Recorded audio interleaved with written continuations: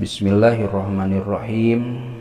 Ngalajeng hanca darasan kitab Durratun Nasihin halaman 144.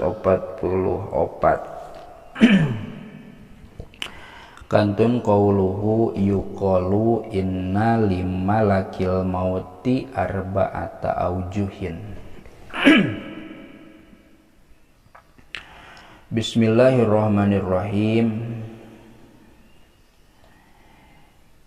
Mana yuqalu dibasakeun naon inna limalakil mauti lafad inna limalakil mauti.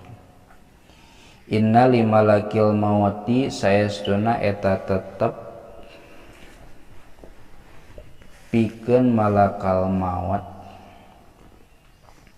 arba'ata aujuhin ari aya opat pirang-pirang wajah, pirang-pirang beungeut, pirang-pirang bentuk.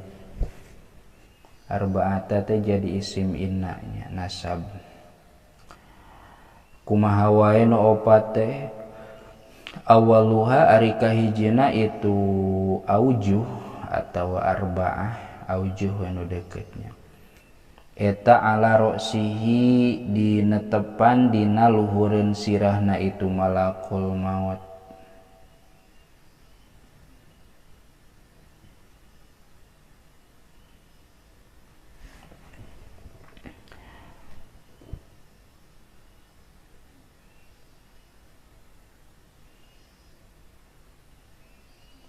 Opat wajah teh lawang baca heulanya. Opat aya opat wajah, aya opat jihadnya. Awaluha ari kahijina itu aujuh eta ala roksihi dinetepan di luhureun sirahna malakal maut. Wasani sareng ari anu kaduana eta kudamahu di hareupeunana itu malakal maut. Wasalisu jeung ari anu katiluna khalfa dhahrihi eta ditukangeun tonggongna itu malakal maut. Warabi'u sareng ari anu kaopatna eta tahta rijlaihi dihandapeun dua sampeana itu malakal maut. Fayakhudhu maka nyandak itu malakal maut arwahal anbiya'i kana pirang-pirang ruhna pirang-pirang nabi alaihimus sholatu wassalam. Alaihim eta muga tetep ka itu anbiya as-sholatu ari rahmat wassalamu sareng kasalamatan nyandakna teh min wajhi roksihi tina beungeut sirahna itu malakal maut. Wa arwahal mu'minina atap tadi fayakhudhu arwahal anbiya'i wa arwahal mu'minina sareng nyandak kana pirang-pirang ruhna mukminin jalma anu ariman min wajhi kudamihi tina wajah belah hareupna itu malakal maut. Wa arwahal kafirina sareng nyanda kana pirang-pirang arwahna kafirin min wajhi dhuhrihi tina wajah belah tonggongna itu malakal maut. Wa arwahal jinni sareng nyandak kana pirang-pirang ruhna jin min wajhi qadamaihi tina wajah dua dampal sampeanana itu malakal maut. Wa ihda rijlaihi sareng ari salah sahiji dua sampeanana itu malakal maut ala jasri jahannama eta di luhureun cukang jahannam. Wal ukhra sareng ari sampeana anu sajena eta ala sariril jannati netepan di luhureun sarir ari sarir teh ranjang atawa katil surga. Wa min azamatihi sareng eta tetep tina sawareh kaagunganana malakal maut.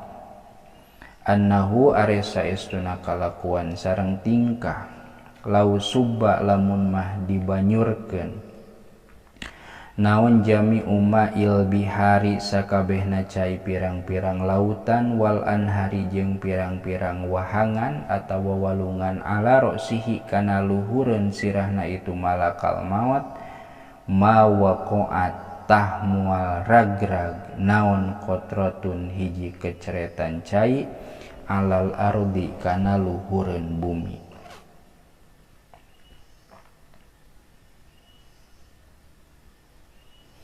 Jadi dina ieu kauluhu teh nyarioskeun bahwa malakal maut teh aya opat wajah nya, maksudna mah opat bagian cara-cara nyabut ruhna makhluk. Nu opat teh hiji lamun ruhna anbiya eta teh tina sirahna, dua lamun ruhna mukmin tina hareup keneungna nya, tina keneung naon nya tina beulah hareupna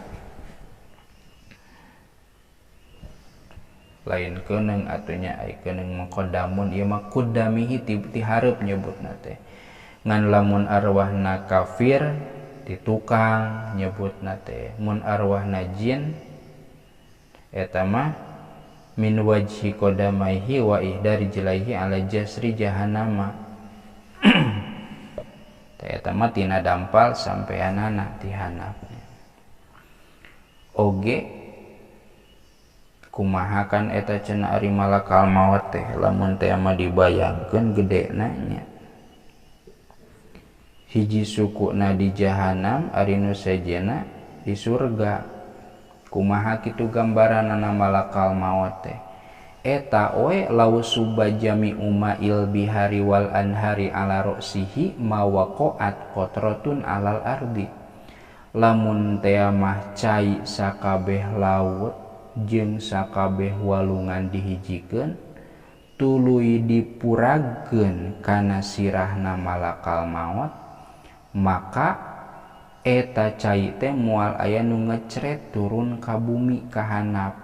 Berarti bisa kabayang sagede kumaha gedena sirah malakal maut anu sahingga eta cai sakabeh lautan teu ngeclak ka handap. Berarti cicing dina sirahna bakat tingku gedenya. Titik. Matali'ul Anwar parantos nyarioskeun kana ieu katerangan naon kitab Matali'ul Anwar. Titik. Ruwiya anna Isa alaihi salam wallahu a'lam bissawab.